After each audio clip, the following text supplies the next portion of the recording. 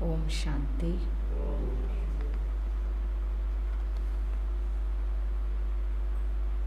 आज बाबा ने कहा, मीठे बच्चे, 20 नाखूनों का जोर दे पुरुषार्थ करो। हाँ बाबा, थोड़े बहुत पुरुषार्थ की बात नहीं कर रहे। बाबा कहते है ना, जब कोई काम नहीं बनता तो फिर क्या कहते हैं कि अपने 20 नाखूनों का जोर लगा दो। तो आज बाबा भी हमें वही बात कह रहे हैं, 20 नाखूनों का जोर देकर पुरुषार्थ करो और बाप से पूरा वर्षा लो, धारणा कर दूसरों को कराओ। बाप से पूरा वर्षा लो, धारणा कर दूसरों को कराओ। प्रश्न पूछ रहे हैं बाबा, तुम बच्चों को किस बात का कदर हो तो बहुतों के कल्याण के निमित्त बन सकते हो। तुम बच्चों को किस बात का कदर हो तो बहुतों के कल्याण के निमित्त बन सकते हो। बाबा ने कहा, बाप ने जो इतने सुंदर सुंदर मेडल्स यानी बैज बनवाए हैं, इनका तुम बच्चों को बहुत कदर होना चाहिए। क्या कह रहे हैं बाबा? कि बाबा ने जो इतने सुंदर सुंदर मेडल्स बैज बनवाए हैं, इनका तुम बच्चों को बहुत कदर होना चाहिए। यह बैज ही तुम्हारी सच्ची गीता है। इस पर तुम सृष्टि के आदि मध्य अंत का राज किसी को भी समझा सकते हो। सिर्फ एक बैज लगा हुआ हो तो बैज कितनी सेवा कर सकता है, बाबा उसकी इम्पोर्टेंस बता रहे हैं। इस पर तुम सृष्टि के आदि मध्य अंत का राज किसी को भी समझा सकते हो। तुम्हारे पास यह निशानी सदैव होनी चाहिए। तुम्हारे पास यह निशानी सदैव होनी चाहिए।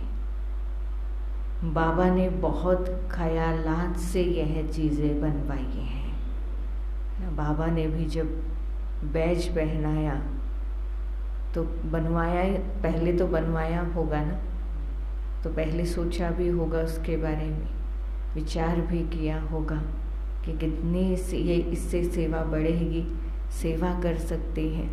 तो इसलिए बाबा कहते, बाबा ने बहुत ख्यालात से ये चीज़ें बनवाई हैं, इनकी बहुत महिमा निकलेगी। गीत है माता ओ माता। ओम शांति। अभी बच्चों ने गीत सुना क्योंकि सन्मुख बैठे हैं। यह भी जानते हो हम सबकी माता है जगत अम्बा, परंतु सारा जगत तो पहचान नहीं सकते। भारत में ही जगदम्बा का चित्र है और उसकी महिमा भी यही है। पूरे विश्व में तो बाबा कहते जगदम्बा को पहचान नहीं सकते। क्यों नहीं पहचान सकते? क्यों? क्योंकि महिमा ही केवल भारत में है। तो बाबा कहते विलायत आदि तरफ तो शिव की जास्ती महिमा है, क्योंकि वह सबका फादर है। यहाँ फिर जगदम्बा है। अब जगदम्बा को भी जन्म किसने दिया? ज़रूर कहेंगे जगदम्बा को भी रचने वाला बेहद का बाप है। पीछे तो माता आई है ना, माता की कितनी महिमा है। हो तो तुम सब माताएं, वंदे मातरम कहते हैं ना। बाबा कहते कन्याएं फिर माता बनती हैं। तो यह महिमा है जगदम्बा की। तुम बच्चों को जगत अम्बा की बायोग्राफी का पूरा पता है। तुम जगदम्बा के मंदिर में जाएंगे तो कहेंगे यह सब चैतन्य में बैठी है। विशेष बुधवार के दिन मम्मा की महिमा की जाती है। शिव बाबा का दिन है सोमवार, उसे सोमनाथ भी कहते हैं। सोमवार के दिन शिव पर लोटी भी चढ़ाते हैं, है ना। पानी लेकर जाते हैं, लोटे में पानी और दूध मिक्स करके, तो वो भी चढ़ाते हैं। बाबा कहते लोटी तो शिव पर रोज चढ़नी चाहिए, खास सोमवार को क्यों? बाबा पूछ रहे हैं, बाबा ने प्रश्न किया है कि वो तो रोज भी चढ़ा सकते हैं और चढ़ानी भी चाहिए, पर भक्ति में ऐसा क्यों दिखाया है कि सिर्फ सोमवार को ही? बाबा कहते कोई कोई दिन मुकर्रर है तो उसका अर्थ भी तुम समझते हो। बाबा कहते रुद्र नाम, सोमनाथ नाम, श्रीनाथ नाम क्यों रखा है ना। बाबा के ऐसे कर्तव्य हैं, तो बाबा ने जैसे कर्तव्य किए ऐसा ही बाबा का नाम निकल गया या रख दिया। तो बाबा कहते जैसे सोमनाथ माना, तो इसीलिए सोमनाथ के नाम से सोमवार को ज़्यादा महत्व दिया है। पर बाबा कहते बाबा के तो इतने सारे नाम हैं, श्रीनाथ भी बाबा का ही नाम है। और आगे बाबा ने कहा तुम बच्चे जानते हो बबूल के कांटे होते हैं और कांटों को फूल बनाने वाला वह बाप ही है, इसीलिए उनको बबूलनाथ भी कहते हैं। तो वो भी बाबा ने भाव समझाया, अर्थ बताया कि इस समय बाबा हमारे अंदर जो विकारों रूपी कांटे थे उनको निकालते हैं। तो बबूल के भी नाथ यानी कांटों को भी फूल बनाने वाले तो वो शिव बाबा हैं, इसलिए उनका ऐसा नाम रखा। तो बाबा कहते इसका अर्थ तुम अभी समझते हो। महिमा सारी भारत में ही है, यहाँ ही आते हैं, क्राइस्ट की कृष्ण के साथ भेंट करते हैं, क्राइस्ट का छोटा रूप बनाकर निकालते हैं, ताज भी उनको देते हैं, परंतु उनको ताज तो मिला ही नहीं। क्राइस्ट वो तो आए ही द्वापर में है, तो उनको तो ताज मिला ही नहीं, परंतु दिखाते हैं, कृष्ण के साथ तुलना करते हैं, भेंट माना तुलना करते हैं, तो फिर उनका भी छोटा रूप दिखाया है, ताज दिखाया है। बाबा कहते परंतु उनको तो ताज मिला ही नहीं। हर एक अपने धर्म की बड़ाई करते हैं, हिंदू धर्म वाले ही अपने धर्म की बड़ाई नहीं करते। ना। बाबा कहते धर्म में ताकत है। अभी हम बाबा से कितनी शक्ति लेते हैं, अभी तो धर्म का ही पता नहीं है ना, तो ताकत कहाँ से आएगी आत्माओं के अंदर। तो बाबा कहते इस गीत में मम्मा की महिमा है। कौन सा गीत सुना आज? माता ओ माता तू है जग की भाग्य विधाता। तो बाबा कहते इसमें मम्मा की महिमा है, लेकिन बाप ना होता तो शिव शक्तियाँ कैसे होती? शिव बाबा ना होते तो शिव शक्तियों को वो शक्तियाँ कहाँ से मिलती? तो बाबा कहते वंदे मातरम के लायक कहाँ बनती फिर। भगवान कहते हैं वंदे मातरम। दुनिया में किसी को वैल्यू नहीं थी, जब भगवान आए तो भगवान ने ये नारा दिया वंदे मातरम। तो भगवान ने ऊंचा उठाया ना शक्तियों को। सन्यासियों का निवृत्ति मार्ग भी ड्रामा में नोंधा हुआ है। बाप आकर समझाते हैं बरोबर, यह भी अच्छा धर्म है। धर्म सब पहले अच्छे होते हैं, है ना। सन्यास धर्म निकला तो बाबा कहते सन्यास धर्म भी अच्छा है। क्यों? कहीं ना कहीं उन्होंने भी पवित्रता को महत्व दिया, जो बाबा चाहते हैं कि सारी सृष्टि पवित्र बन जाए, सभी आत्मा पवित्र बन जाए।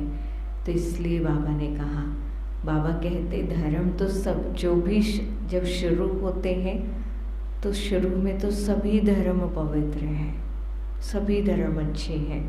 जो भी नई आत्माएं आती हैं वो सब प्योर हैं, अभी अभी ऊपर से आई हैं, अवतरित हुई हैं, तो आत्माएं उस समय प्योर हैं। इसलिए शुरू में तो बाबा कहते जो भी आत्माएं आएंगी तो वो प्योर होंगी, प्योर माना अच्छी। तो बाबा कहते अपना प्रभाव भी निकालती है, उनका प्रभाव इसीलिए निकलता है जो बाबा ने कहा है कि हर एक आत्मा अपनी 4 स्टेज जब इस दुनिया में आती है तो वो अपनी चारों स्टेज पूरी करती है। सतो प्रधान, फिर सतो रजो तमो। वैसे तो ये सतयुग के अकॉर्डिंग चलता है, सतयुग, त्रेता युग, द्वापर युग और कल युग। लेकिन एक आत्मा अपनी इन चारों स्टेज को, चाहे उसके पास कितने भी जन्म हैं, पर वो चारों स्टेज को ज़रूर पूरा करती है। अब वो जो द्वापर युग में आत्माएं आएंगी, यानी जो धर्म निकले हैं, धर्म संस्थापक आए, तो वो सतयुग में तो नहीं आएंगे। फिर उनकी सतो प्रधान स्टेज कौन सी है?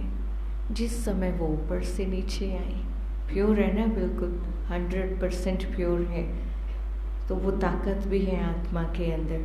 तभी तो भगवान ने उनको निमित्त बनाया, धर्म संस्थापक के रूप में उनको भेजा। वो आए और उन्होंने वो कार्य भी किया और उनको प्रसिद्धि भी मिली। तो इसी जन्म में उन्होंने वो चारों स्टेज, और उनके जीवन में कष्ट भी उतने ही आए। तो सतो प्रधान, सतो रजो और तमो। तमो में क्या होता है? क्या होता है ना, दुख ही तो भोगती है आत्मा। तो वो चारों स्टेज अपनी पूरी करती है आत्मा।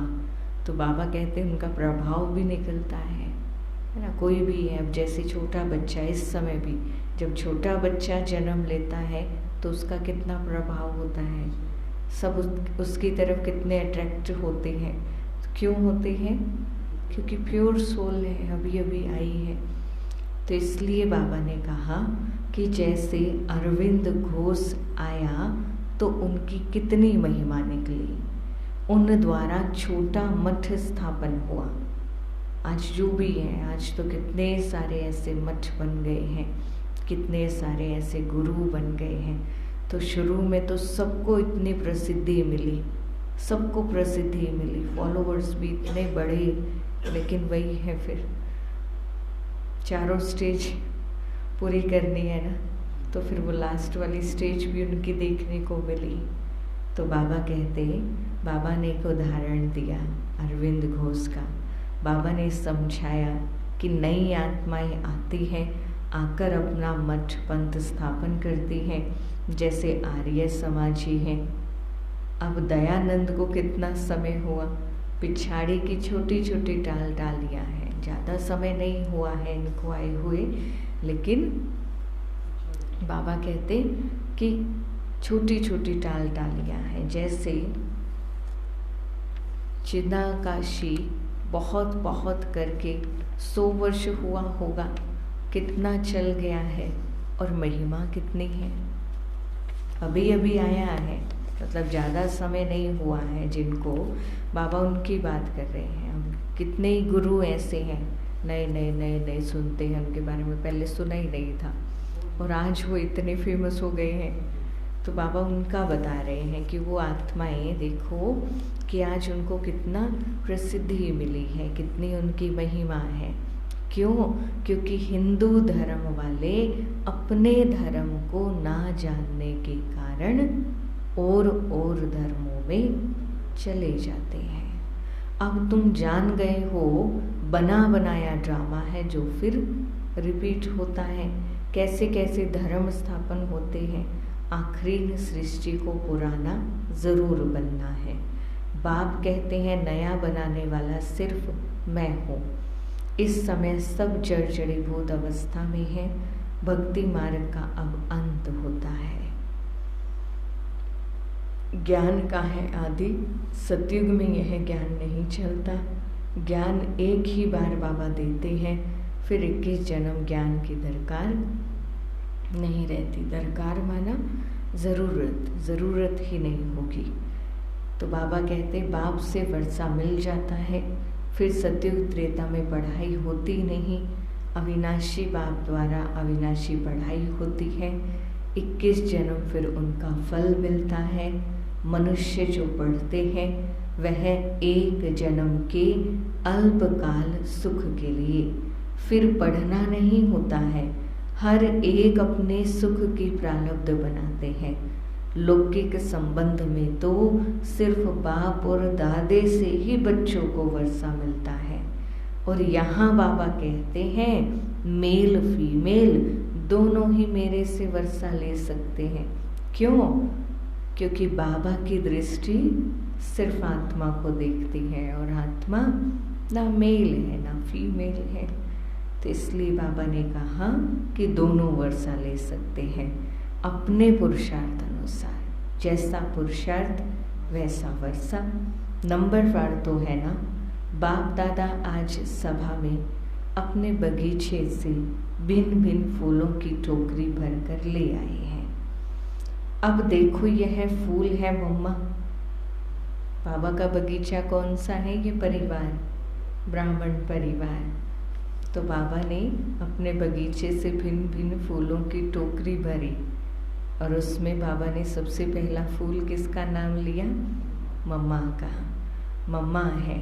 सितार भी सरस्वती को देते हैं ना, बाबा के लिए फिर यह गुलाब का फूल ठीक है।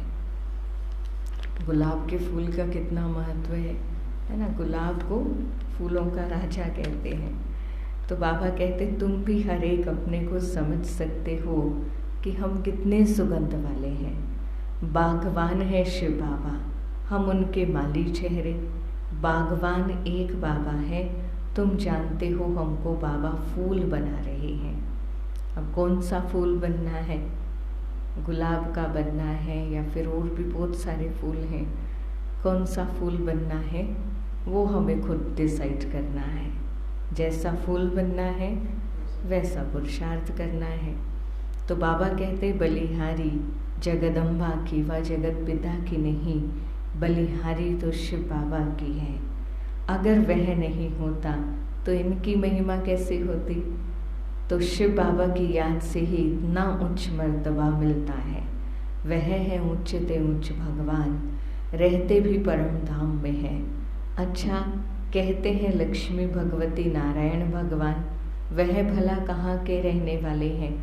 यहाँ मनुष्य सृष्टि के रहने वाले हैं। फिर उन्हों को ऐसा ऊंचा किसने बनाया? किसने बनाया है ना? बनाने वाला कौन है? बाबा कहाँ ध्यान खिंचवा रहे हैं कि बनाने वाला कौन है। भल उनकी कितनी भी महिमा है, कितना ऊंचा उनको टाइटल दिया भगवान और भगवती का। है ना। क्यों? क्योंकि बनाने वाला कौन है? भगवान है। तो भगवान आप समान ही तो बनाएंगे ना, तो इसलिए उनको टाइटल मिला भगवान और भगवती का। पर वास्तव में यहाँ पर भगवान शब्द उस भगवान का नहीं है कि भगवान ने अपने जैसा उनको बनाया है, इसलिए भगवान भगवती कहा है। तो बाबा कहते बनाया किसने? तुम अब सब बन रहे हो ना। सृष्टि का रचयिता तो बरोबर बाप ही है। भगवान भगवती सरनेम हो जाता है। बाबा कहते ये इनका सरनेम है ना। तो इसलिए इनको अब किसी को समझाना पड़े तो याद रखना ये वाली पॉइंट, क्योंकि वो तो फिर भगवान ही समझ लेते हैं। तो बाबा कहते जैसे बैरिस्टर से पैदा हुआ तो वह बैरिस्टर का सरनेम चलेगा, है ना। लगाते हैं ना फिर साथ में जो भी नाम है वो तो रखेंगे, लेकिन साथ में बैरिस्टर या एडवोकेट जो भी उनकी पद होगा वो लगाएंगे। तो भगवान भगवती क्या है? सरनेम है। लक्ष्मी नारायण तो है महाराजा महारानी, पहले प्रिंस प्रिंसेस तो बनना ही है। तो मनुष्य सृष्टि में ऊंचे ते ऊंचे लक्ष्मी नारायण ठहरे। श्री श्री 108 जगत गुरु, यह महिमा है शिव बाबा की। 108 की माला बनती है, वह माला ऊंचते ऊंचे है। वह फिर विष्णु की माला गाई जाती है, रुद्र माला भी है। फिर रुद्र माला ही विष्णु की माला बनती है। रुद्र माला माना शिव बाबा के गले की माला। शिव बाबा के गले की माला यानी परम धाम में, हमें परम धाम में जब हम जाते हैं तो वहाँ हम शिव बाबा के गले की माला है। और विष्णु की गले की माला माना जो आत्माएं सतयुग में जाएंगी वो विष्णु के गले का हार बनेंगी। तो बाबा कहते रुद्र माला भी है, फिर विष्णु माला भी बनती है। गाया जाता है रुद्र माला और भगत माला, अब भक्तों की भी माला बनती है। तो बाबा कहते उनका भी अर्थ कोई नहीं जानते। भगत माला का भी पुस्तक है, रुद्र माला की तो गीता है। तो बाप हर एक बात अच्छी रीति बैठकर समझाते हैं। चित्र भी बाबा ने बनवाए हैं समझाने के लिए। बाबा ने लॉकेट यानी बैज भी बनवाई है। एक तरफ त्रिमूर्ति, दूसरी तरफ श्री कृष्ण, है ना। इसमें लक्ष्मी नारायण दिखाते हैं और दूसरी तरफ त्रिमूर्ति यानी ब्रह्मा विष्णु महेश। इन तीनों के रचयिता कौन? शिव बाबा। तो इस एक बैज से हम कितनी सेवा कर सकते हैं। ये लक्ष्मी नारायण विश्व के महाराजा महारानी हमें ऐसा भगवान बनाने वाले हैं। बनने के लिए हम यहाँ पुरुषार्थ कर रहे हैं। तो बताएंगे तभी तो पता चलेगा उनको। तो बाबा कहते बाबा ने ये बैज इतने सुंदर बनवाए हैं। एक तरफ त्रिमूर्ति, दूसरे तरफ श्री कृष्ण। यह चित्र तो बहुत अच्छा है, इन पर तुम बहुत सर्विस कर सकते हो, गवर्नमेंट से इनाम मिलता है। बाबा ने तुम्हारे लिए मेहनत कर ये बैज बनवाया है, फर्स्ट क्लास चीज़ है। लॉकेट दिखाकर बोलो आओ हम सारी सृष्टि का राज इससे आपको बताएं, है ना। सोच में पड़ जाएगा इतने छोटे से बैज में क्या है जो ये कह रहे हैं कि हम सृष्टि का राज हम इसमें समझा सकते हैं आपको। तो बाबा कहते हम तुमको त्रिकालदर्शी त्रिलोकी नाथ विश्व का मालिक बना सकते हैं। ऐसे बोलो, बुद्धि में आता है ना, इसमें नॉलेज बहुत अच्छी है। इनसे हम तुमको विश्व के आदि मध्य अंत का ज्ञान देते हैं। सतयुग में कौन राज्य करते हैं, त्रेता में कौन करते हैं, हम तुमको स्वदर्शन चक्रधारी बना देता हूँ, जिससे तुम फिर चक्रवर्ती राजा बनेगे। अभी बाबा फिर आकर ज्ञान का तीसरा दिव्य नेत्र देते हैं। बरोबर हम मूल वतन में बाबा के पास थे। यह बातें और कोई की बुद्धि में नहीं रह सकती। तुमको भी जो सिखाया जाता है सो नया, भल वह गीता है, परंतु हम उसको भी उठाते नहीं हैं। नहीं तो कहते हैं गीता से तुमने अपने मतलब की बातें उठाते, गीता से तुम अपने मतलब की बातें उठाते हो। इसलिए बाबा कहते कि बाबा ने उससे भी कोई बातें नहीं ली है। बाबा जानते हैं कोई कोई बच्चे अच्छे सर्विसेबल हैं, सेना में तो बहुत है ना, पांडव सेना में भी हैं। बाबा कहते फलाना बच्चा बहुत अच्छा है, धारणा कर औरों को कराने वाला है। बाबा को तो पहचान है ना, 20 नाखूनों का जोर देकर बाबा से वर्षा लेना है। इतना पुरुषार्थ करो, 20 नाखूनों का जोर माना कितना तीव्र पुरुषार्थ करना पड़ेगा हमें। तो बाबा कहते नहीं तो बहुत पछताएंगे। तुम बच्चों के लिए तो खास ट्रिब्यूनल बैठेगी, बाकियों के लिए नहीं बैठेगी। उनको नॉलेज नहीं है, उनको ज्ञान नहीं है ना। वो तो कह देंगे कि बाबा हमें थोड़ी ज्ञान था, हमें थोड़ी पता था। पर बाबा के बच्चे क्या कहेंगे, पता होते हुए भी कुछ नहीं किया, पता होते हुए भी कुछ नहीं किया। तो फिर बाबा कहते बाबा के बच्चों के लिए खास ट्रिब्यूनल बैठेगी, साक्षात्कार कराएंगे। बाबा देखो तुमको कितना समझाते थे, है ना। ये फिर बाबा ये साक्षात्कार कराएंगे। बाबा मुरली चला रहे हैं, समझा रहे हैं हमें। तो बाबा कहते बाबा ये सारा दिखाएंगे कि बाबा ने तुमको कितना समझाया, फिर भी नहीं समझे। तो बाबा कहते भक्ति मार्ग में जन्म जन्मांतर गाते आए हो, तुम पर बलिहारी जाऊं, तुमको ही याद करूंगा। उनका भी अर्थ तुम अब समझते हो। ऐसे भी कहते थे सब कुछ ईश्वर देता है, ईश्वर ने बच्चा दिया फिर बच्चा देकर ले लेता है, तो ईश्वर को गाली देने लग जाते हैं।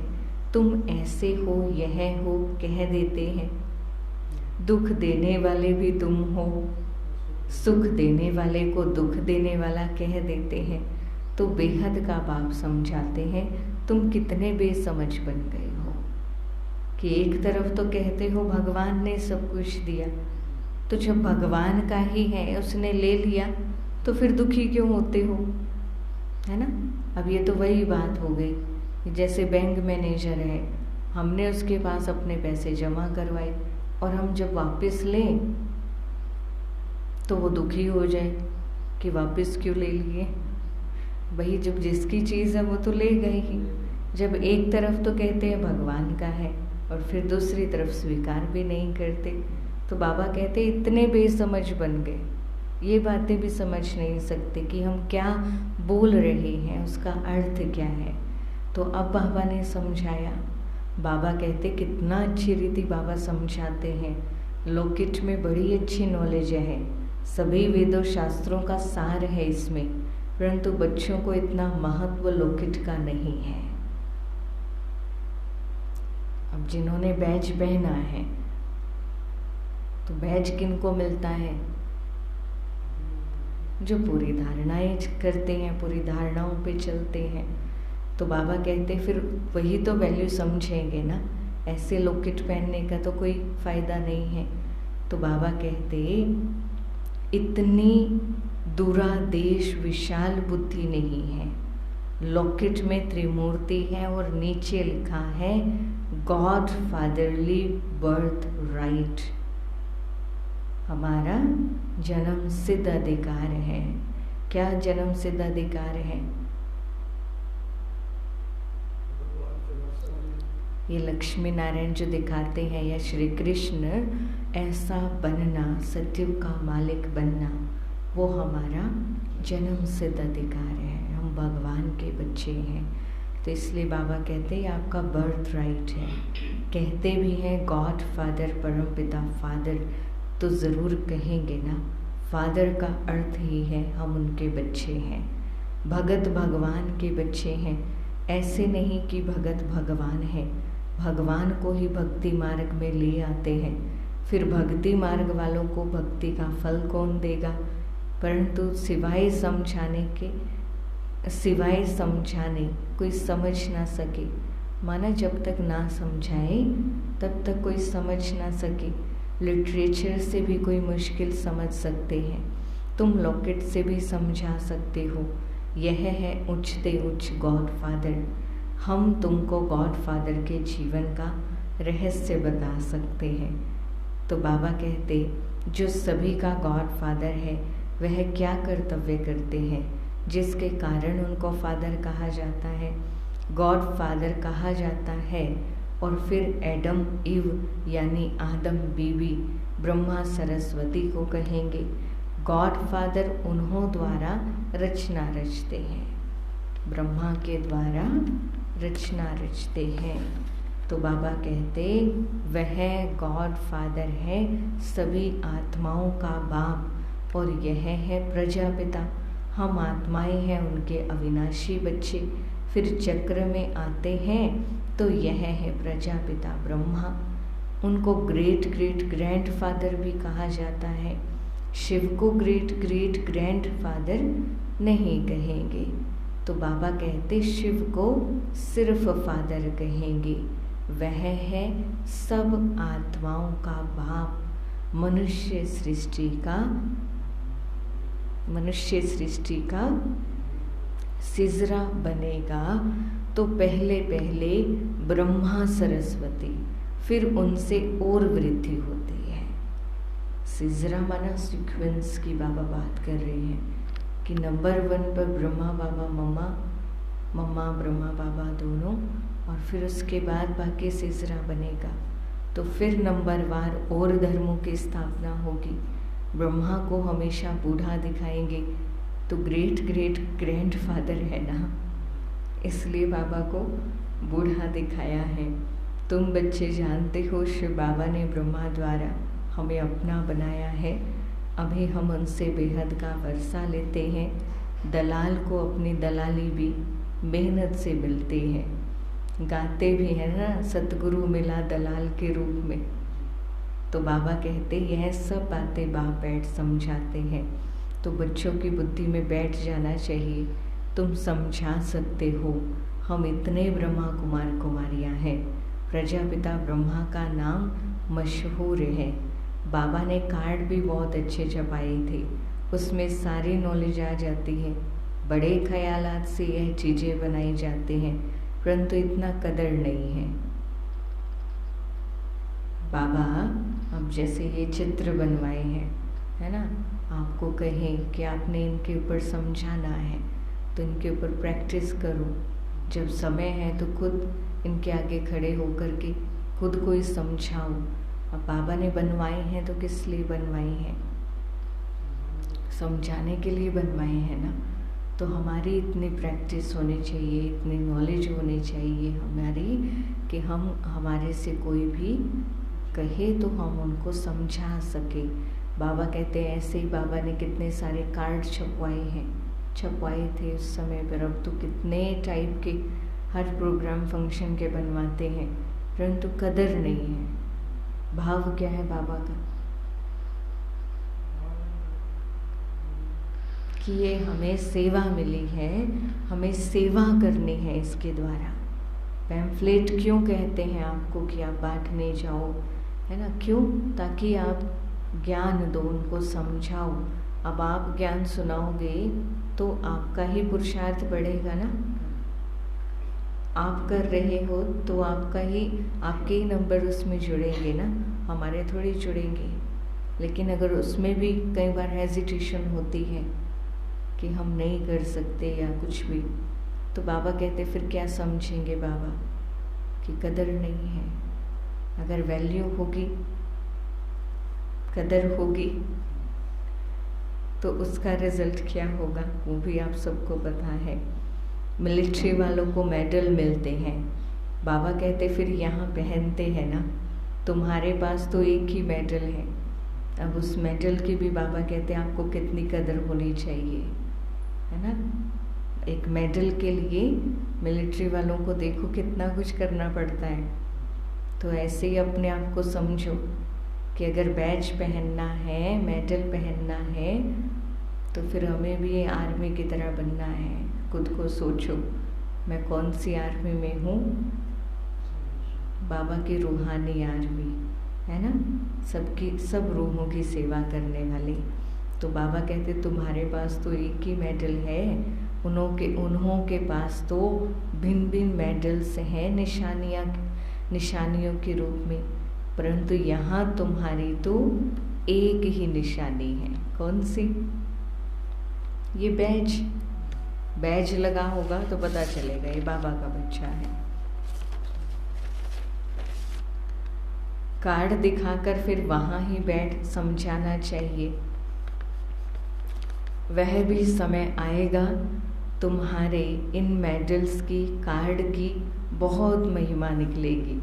बाबा तो बहुत अच्छी रीति समझाते रहते हैं। कोई बच्चे पूछते हैं बाबा योग कैसे लगाएं? किसी ने बाबा से पूछा बाबा योग कैसे लगाएं? तो बाबा कहते लक्ष्य तो दिया हुआ है ना। क्या लक्ष्य है हमारा? लक्ष्मी नारायण समान बनना। तो बाबा कहते वर्षा दादे से तुमको लेना है। लौकिक घर में तो सब वर्षा नहीं लेंगे, यहाँ तो सब हकदार हो। पहले देखो झाड़ के झाड़ आए, फिर उनसे कोई की टांग कट गई, कोई की बाह कट गई। ऐसे क्यों बोल रहे हैं बाबा? हाँ, शुरू में जब यज्ञ स्थापन हुआ तो पूरे परिवार के परिवार बाबा के यज्ञ में समर्पित हो गए थे। पर जब देखा कि यज्ञ में, अब उस समय तो इतना नहीं था, जो था वो भी खत्म हो गया था। और फिर जिनका निश्चय कम था कि अब हमें पता नहीं आगे कुछ मिलेगा नहीं मिलेगा, कैसे जिएंगे कैसे रहेंगे, तो जिनका निश्चय कम था फिर वो छोड़कर चले गए। जिनको निश्चय था, क्योंकि बाबा ने तो कहा था कि बाबा अपने बच्चों को भूखा तो नहीं मरने देंगे, है ना। तो जिनका निश्चय था आज देखो वो यज्ञ में बैठे हैं। तो बाबा कहते उनकी किसी की टांग कट गई, किसी की बाह कट गई, माना वो छोड़कर चले गए। तो बाकी ब्राह्मण बनने वाले अपना वर्षा ले रहे हैं। अब वो चले गए, उनको थोड़ी वर्षा मिलेगा। ऐसे नहीं कि झाड़ स्वर्ग में नहीं आएगा, आएंगे सब। बाबा कहते जो बाबा का एक बार बन गए, चाहे उन्होंने थोड़ा ही पुरुषार्थ किया तो सही ना, तो ऐसा नहीं है कि वो झाड़ जो चले गए वो स्वर्ग में नहीं आएंगे। स्वर्ग में तो बाबा ने कहा है, बाबा ने गारंटी की है, स्वर्ग में तो ज़रूर आएंगे। परंतु जो अच्छी रीति पढ़ते हैं वह विजय माला में आएंगे, वो विष्णु के गले का हार बनेंगे। और बाकी सब जाएंगे प्रजा में, दास दासी बनेंगे, नौकर चाकर बनेंगे जाकर के। तो फिर बाबा कहते हाँ, प्रजा में भी जो साहूकार बनना चाहे उसके लिए भी युक्ति मिल सकती है। प्रजा में भी बहुत साहूकार बन सकते हैं, राजाओं से भी साहूकारों के पास मिल्कियत बहुत रहती है। बाबा कहते द्वापर से जब राजाओं को भी तंगी होती है तो फिर साहूकारों से कर्जा लेते हैं। तो बाबा कहते अच्छा, बाबा ने तो ये रूपरेखा खींची है स्वर्ग की, कि स्वर्ग में ये सब पद भी होंगे। अब कौन से पद पे अपने आप को देखना है बैठा हुआ? क्या लक्ष्य रखा है बाबा ने, है ना। बाबा ने तो कहा है ना, विश्व के महाराजा महारानी बनना है। उसके नीचे तो बाबा कभी नहीं कहते कि आप प्रजा में आओ, नौकर चाकर बनो। तो लक्ष्य एक ही रखना है। जितना ऊंचा लक्ष्य होगा उतना ही ऊंच पुरुषार्थ करेंगे। अच्छा, मीठे मीठे सिकिल दे बच्चों प्रति माता पिता बाप दादा का याद प्यार और गुड मॉर्निंग। रूहानी बाप की रूहानी बच्चों को नमस्ते। हम रूहानी बच्चों की रूहानी बाप दादा को दिल व जान सिख व प्रेम से नमस्ते नमस्ते नमस्ते जी। शुक्रिया मीठे बाबा, शुक्रिया। धारणा के लिए मुख्य सार है, पहली पॉइंट है, बाबा हमको वर्षा देने आए हैं, तो 20 नाखूनों का जोर देकर भी बाबा हमको वर्षा देने आए हैं, तो 20 नाखूनों का जोर देकर भी बाप से पूरा वर्षा जरूर लेना है। 20 नाखूनों का जोर देकर भी बाप से पूरा वर्षा जरूर लेना है। दूसरी पॉइंट है, शिव बाबा की याद से खुशबूदार फूल बनना और बनाना है।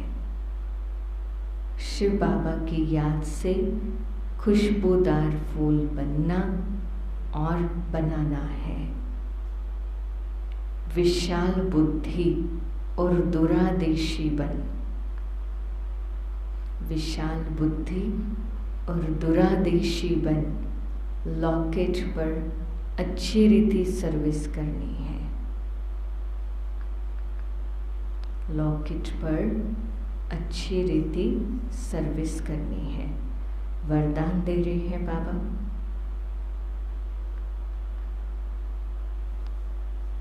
सतगुरु बाबा, प्यारे बाबा हमें वरदान दे रहे हैं, तो बाबा से वरदान लेंगे।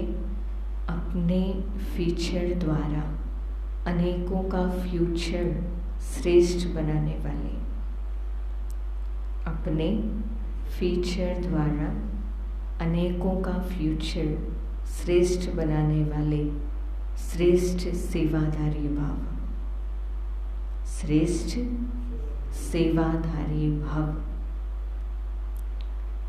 बोलने की सेवा तो यथाशक्ति समय प्रमाण करते ही हो,